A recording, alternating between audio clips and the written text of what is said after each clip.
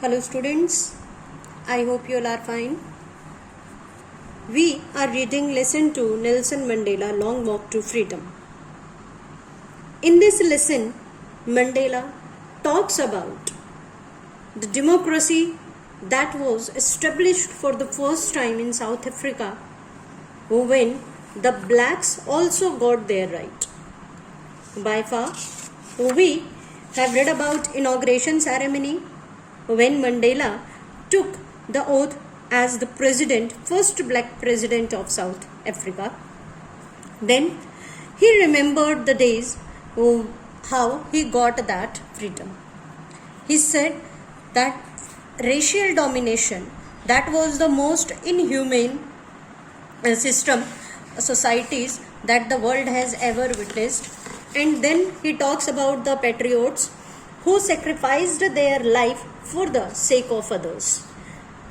Then he tells the meaning of courage. He said that courage was not the absence of fear but triumph over it. And then last that we read about obligations. He said that a man has two obligations. Twin means two obligations towards a life, towards his family and other towards his nation. In a civil and humane society, each man can fulfill his obligation. He said that, but in South Africa, blacks were not given that right to fulfill both their obligations. He said, I was not born with a hunger to be free. Here begins our important question. Mandela कहते हैं मेरा जन्म से ही ऐसा नहीं है कि मैं फ्रीडम के लिए तरसता था. जब मैं छोटा था तो मुझे समझ नहीं थी कि हम फ्री नहीं हैं. I was born free in every way that I could know. एक बच्चे को फ्रीडम का जो अर्थ पता है, कहते मुझे भी मालूम था. Free to run in the fields near my mother's hut, free to swim in the clear stream that ran through my village, free to roast mealies under the stars and ride the broad backs of slow moving bulls. So this was the meaning of freedom for Mandela as a child. जब वो छोटे थे तो उनके लिए freedom का क्या meaning था कि जहाँ चाहूँ वहाँ दौड़ सकता हूँ, खेल सकता हूँ, स्विम कर सकता हूँ, गांव में दौड़ सकता हूँ, जहाँ चाहूँ वहाँ बैठकर मीलीज मतलब भोजन में पका सकता हूँ अपने लिए, मकई वैसे तो, और जब चाहूँ कहीं पर भी जा सकता हूँ, घूम सकता हूँ अपनी मर्जी से. As long as I obeyed my father and abided by the customs of my tribe. लेकिन ऐसा तब तक हुआ जब तक मैंने अपने पिता की बात मानी. अबाइडेड बाय होता है फॉलो करना, मानना, टू फॉलो मान लेना. और जो हमारी ट्राइब के कस्टम्स थे उनको मानता रहा. क्यों? क्योंकि उन रिस्ट्रिक्शंस के बीच ही मंडेला ये सब कर पा रहे थे. I was not troubled by the laws of man और गॉड. मुझे किसी तरह की कोई प्रॉब्लम नहीं थी. I was happy. It was only when I began to learn that my boyhood freedom was an illusion. When I discovered as a young man that my freedom had already been taken from me, that I began to hunger for it. जब as a young man उन्हें realise हुआ उनके पास कुछ rights होने चाहिए जैसे white people के पास हैं, तब उन्हें रियलाइज़ हुआ कि it was only an illusion, जिसे वो आज तक फ्रीडम मानते थे. इल्यूजन होता है भ्रम, कि ये तो केवल एक भ्रम था जिसे वो आज तक ये मान रहे थे कि वो आज़ाद हैं, कोई प्रॉब्लम ही नहीं है. लेकिन जब वो थोड़े बड़े हुए, उन्हें समझ में आने लगा, तब इसके लिए उनकी हंगर स्टार्ट हुई. हंगर होता है भूख. तब उनकी हंगर स्टार्ट हुई किसके लिए? फ्रीडम के लिए. That was the hunger for freedom, not for himself but for all. At first as a student I wanted freedom only for myself. Mandela बड़े ही फिलोसॉफिकल बातें नहीं करते. वो ये नहीं कहते कि शुरू से ही मैं सबके लिए ईगर था कि सब फ्री हों.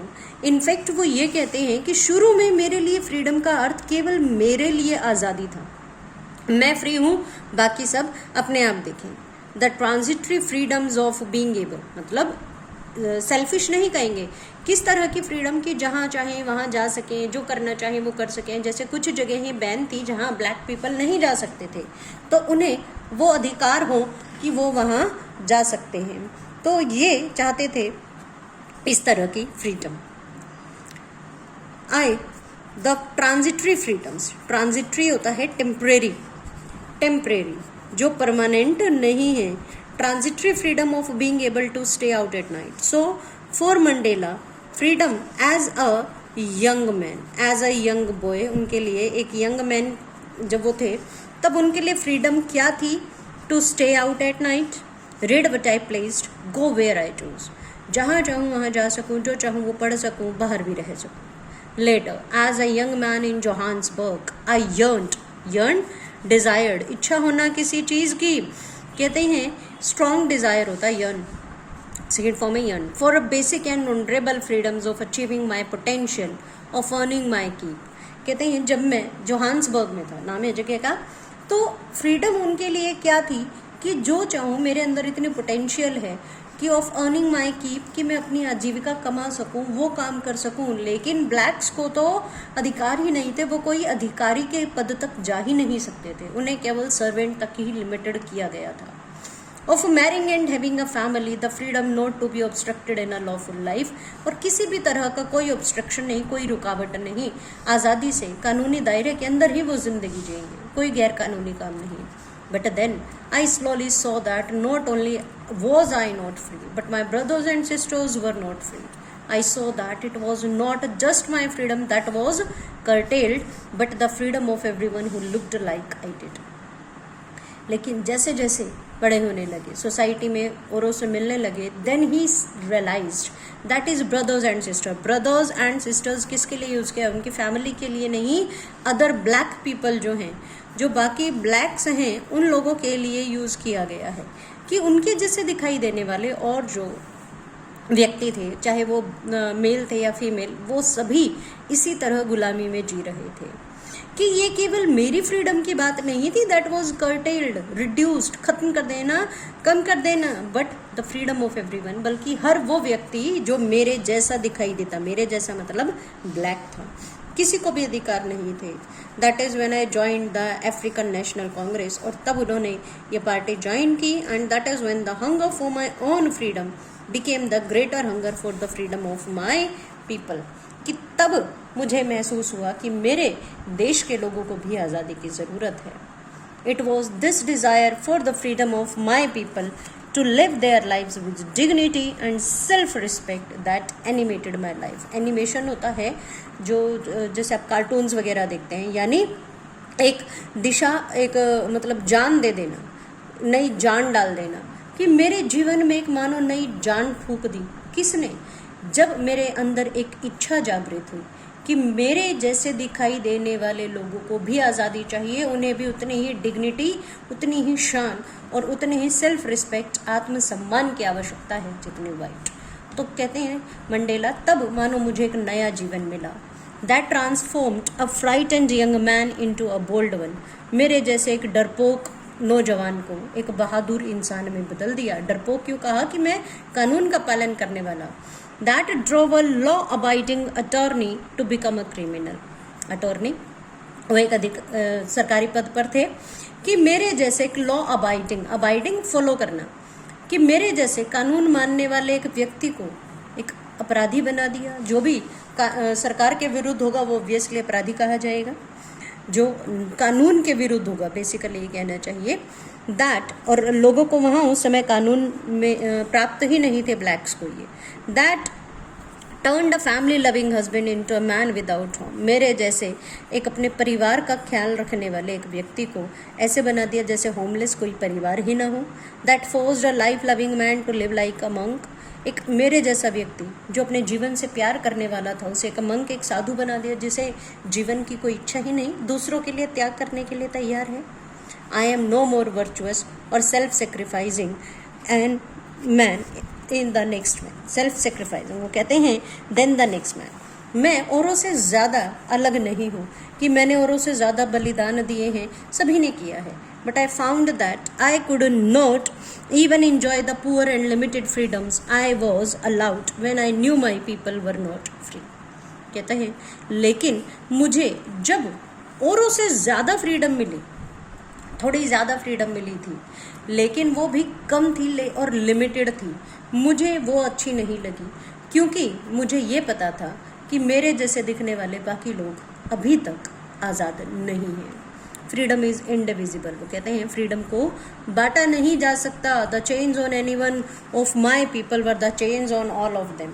कि अगर उस रंग का दिखाई देने वाला, उस तरह का इंसान एक भी अगर गुलाम है, उस पर बंदिशें हैं, तो वो सभी पर हैं, सभी उसे अपने ऊपर माने।